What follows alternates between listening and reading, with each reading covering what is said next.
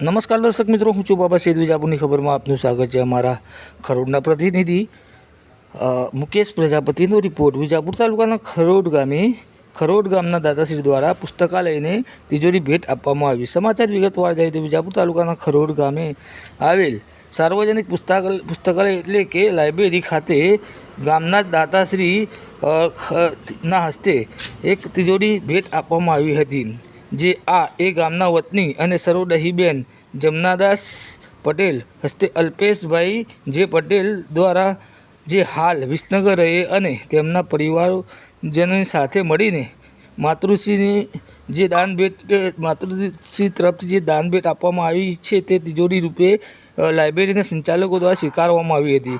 આ પ્રસંગે ગ્રામજનો તથા જે આગેવાનો છે ગામના મોટી સંખ્યામાં ઉપસ્થિત રહ્યા હતા। લાઇબ્રેરી સંચાલકોએ દાતાશ્રીનો ખૂબ ખૂબ આભાર માન્યો હતો, જ્યારે ગ્રામજનોએ પણ દાતાશ્રીનો ખૂબ ખૂબ આભાર માન્યો હતો। આવા સમાચારની અપડેટ લઈને ફરીથી મળતા રહીશું। ત્યાં સુધી અમારી ચેનલ વિજાપુરની ખબરને ખાસ કરીને સબસ્ક્રાઈબ કરો। ધન્યવાદ।